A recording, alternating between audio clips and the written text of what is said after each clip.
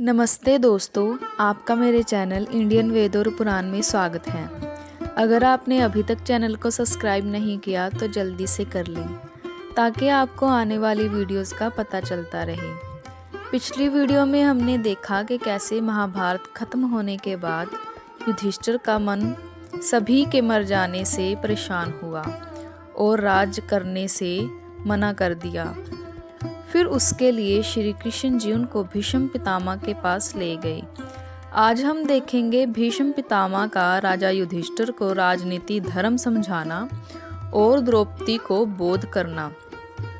सूत जी ने शौनकादिक ऋषिवीरों से कहा, जब सब लोग वहां बैठ चुके थे तब श्री कृष्ण जी बोले, हे भीष्म पितामह, राजा युधिष्ठिर अपना मन राजकाज में नहीं लगाकर कहते हैं कि हमने अपने भाई बंधु और ब्राह्मणों को महाभारत में मारा है। जब तक इन पापों से हमारा उद्धार नहीं होगा तब तक राज्य नहीं करेंगे। भीष्म पितामह ने यह वचन सुनते ही कहा, तुमको बाल अवस्था से दुख प्राप्त होकर लड़कपन में पिता तुम्हारे मर गए। जब तुमको कुछ ज्ञान हुआ तब कौरवों ने तुमसे जलन में भीष्म तुम्हारे भाई के खाने में विष का लड्डू बनाकर भेजा। फिर तुम्हारा सब राज्य और धन छल से जुए में जीतकर 13 वर्ष का वनवास तुमको दिया। सो वन में तुमने अपने चारों भाई और द्रौपदी स्त्री समेत बहुत से दुख उठाए। बताओ फिर सच्चे व धर्मात्मा मनुष्य को दुख नहीं होता? फिर तुमने ये दुख क्यों उठाए? कहते हैं कि बलवान मनुष्य को दुख और शोक नहीं प्राप्त होता। सो तुम पांचों भाई में अर्जुन और भीम बड़े बलवान हैं और द्रौपदी ऐसी प्रतिव्रता स्त्री तुम्हारे साथ।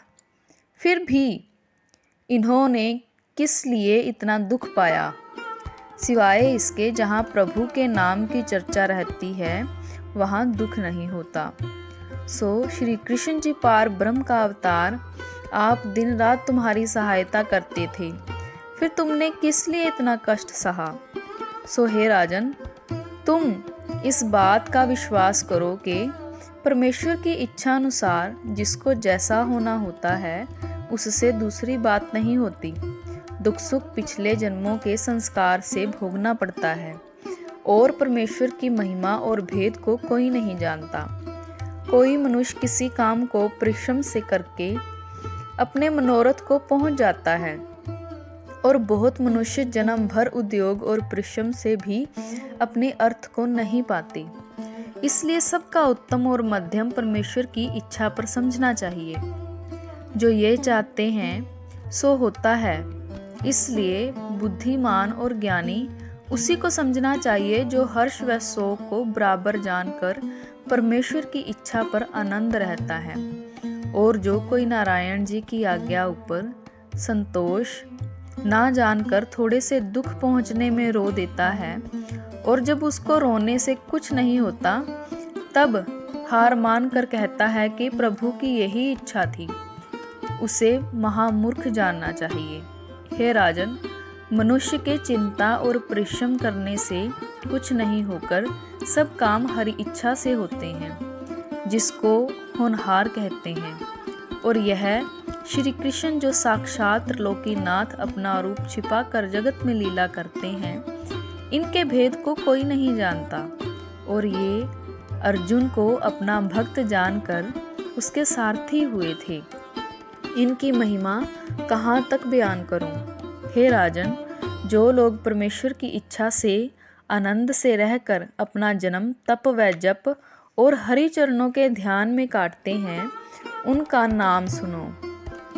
उनमें एक है महादेव, जो सदा कैलाश पर्वत पर बैठे हुए नारायण जी के तप व ध्यान के सिवाय संसारी व्यवहार से कुछ काम नहीं रखते। दूसरे नारद जी आठों पहर मगन व आनंद मूर्ति रहकर जिस जगह उनका मन चाहता है वीणा बजा कर ज्योति स्वरूप का भजन व गुण गाते फिरते हैं। तीसरे कपिल देव मुनि दिन रात श्री पार ब्रह्म का जप और ध्यान करके अकेले गढ़ा सागर पर बैठे रहते हैं। चौथे सुखदेव जी जन्म से संसारी माया मोह में नहीं लिपट कर आठों पहर वैकुंठनाथ की कथा गाया करते हैं। पांचवें राजा बलि ने जब जाना कि श्याम सुंदर की इच्छा तो ये है कि मैं राज सिंहासन पर ना रहूं, तब सब राज्य अपना वामन भगवान को अर्पण कर दिया। हे युधिष्ठिर, तुम जानते हो कि मैंने अपने भाई और नातेदार और ब्राह्मणों को मारा है, सो ऐसा समझना ना चाहिए। तुम कौन हो, तुम्हारा किया कुछ नहीं हो सकता। जो बात नारायण जी ने चाहा सो किया, और जब जो चाहेंगे सो करेंगे।